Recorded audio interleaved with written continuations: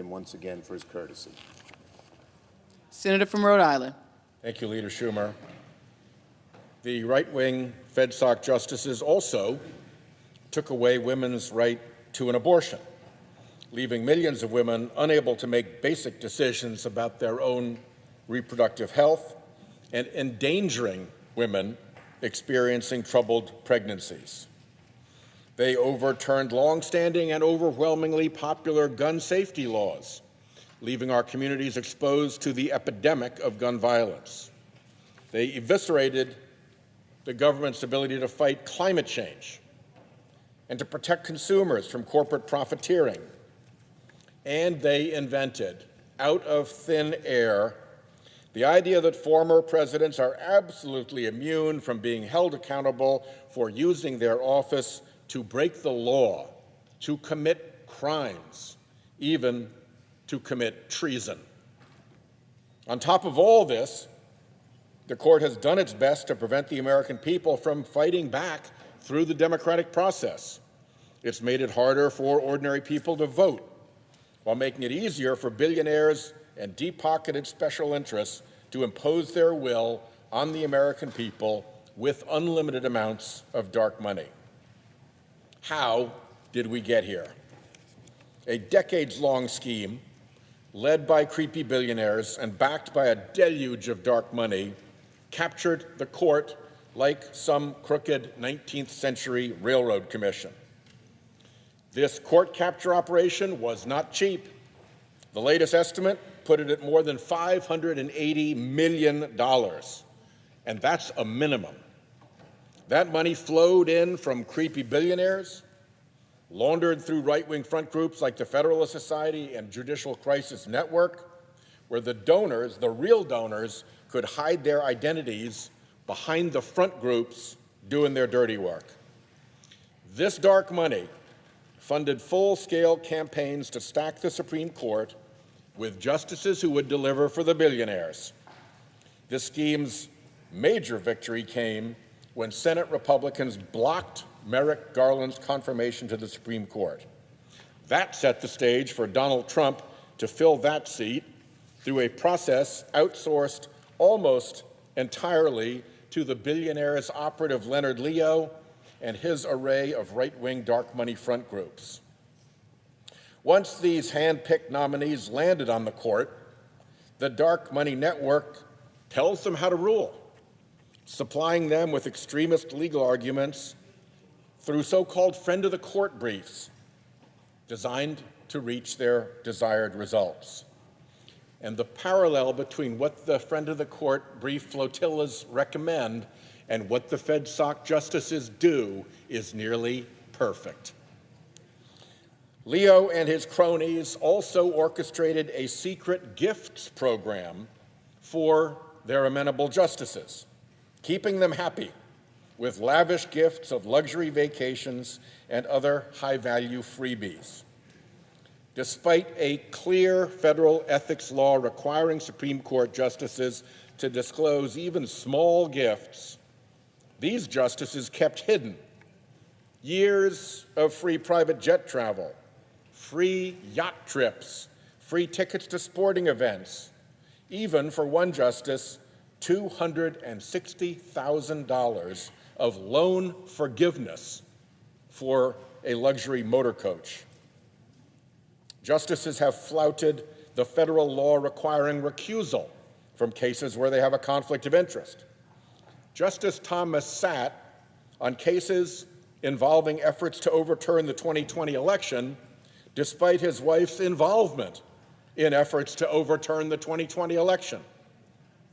Worst of all, the court has refused to take any real steps to clean up this mess. After substantial public pressure, it first wrote a useless letter about ethics, and then it adopted a toothless ethics code with no mechanism for either investigation or determination or enforcement. The Supreme Court now stands alone in all of government, free from any fact-finding about ethical misconduct. As a result, the court's legitimacy in the eyes of the American people is now at an all-time low and falling. Well, against all that mess, earlier this week, something big happened. On Monday, President Biden and Vice President Harris endorsed two common-sense proposals to help restore the court's legitimacy. And happily, I have bills that perfectly align with both. First, the Supreme Court needs a binding, enforceable code of conduct. The Supreme Court should not violate one of the most basic principles of the law, nemo judex in sua causa. No one should be a judge in their own cause. Yes, that is a principle so old and so venerated that it is in Latin, and they violate it nonstop. The justices of the Supreme Court should have ethics rules at least as strict as the other branches of government, with a real process for finding out what happened and holding miscreants accountable. And overwhelmingly, Americans agree. Last week, Justice Kagan suggested that a panel of experienced lower court judges could review ethics complaints, compile a report, and then make recommendations to the Supreme Court. That's exactly what my Supreme Court Ethics Recusal and Transparency Act would do. And by the way, it's also what most all state Supreme Courts do. They all face the same problem of being the top Supreme Court in their sovereign entity, and they all face ethics review by other judges or panels. This is a solvable problem. My bill would also impose stricter disclosure of gifts justices receive, enhance existing recusal laws, and require the flotillas of phony front groups who lobby the court through friend-of-the-court briefs to disclose their actual funders and connections. My bill passed the Senate Judiciary Committee last summer with the warm and welcome support of the presiding officer, and it's now awaiting a vote on the Senate floor. Democrats stand ready and willing to deliver on President Biden's and Vice President Harris's goal of bringing real transparency and accountability to the Supreme Court. President Biden and Vice President Harris also announced their support for 18-year term limits for Supreme Court justices, with new appointments to the court occurring every 2 years. That would counter the Republican Supreme Court justices' penchant for strategically timed retirements that tipped the court into Republican hands. Term limits are a common-sense proposal with long bipartisan support. Supreme Court justices, including Chief Justice Roberts, have expressed support for term limits. Even some of our Republican colleagues have endorsed the idea. And a Fox News poll earlier this month showed that this idea has support from more than 75% of Americans. Fortunately, Democrats stand ready to deliver on this idea too.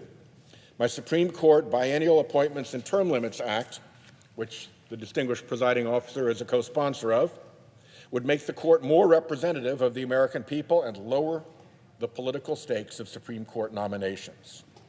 Under our bill, the president would appoint a new justice every 2 years. Justices would serve full-time on the court for 18 years, after which they would acquire a form of senior status, something familiar to anybody who knows federal courts, where in district courts and circuit courts of appeal, judges go on senior status regularly. And these justices on senior status would remain on the court to hear the original jurisdiction cases that are required by the Constitution for the Supreme Court to entertain. The 9 most recently appointed justices would hear what the Constitution calls appellate jurisdiction cases, which the Constitution expressly gives Congress the power to regulate. So Congress can pass this long overdue reform while preserving judicial independence and without a constitutional amendment. President Biden noted that he has overseen more Supreme Court nominations as Senator, Vice President, and President than anyone living today. Vice President Harris, a former member of the Senate Judiciary Committee herself, has echoed the president's calls for reform. Both the president and the vice president have immense respect for our Supreme Court and for a strong and independent judiciary. They've demonstrated it through their lifetimes. And that is exactly why we should listen to them when they tell us that the time has come for reform at the Supreme Court. This has been a long and often lonely fight in the Senate. The big money right-wing apparatus has tried over and over to shut me up. I think I may have a record for hostile Wall Street Journal editorials. And may I tell the Wall Street Journal editorial board, thank you, that is a badge of honor. Realization of what is needed to save the court from itself has spread, first through the halls of Congress, then into the national consciousness, and now to 1600 Pennsylvania Avenue. That is good reason for hope. So bravo, Mr. President and Madam Vice President. Now it's up to us in Congress to deliver and repair and redeem this captured court. To be continued. I yield the floor.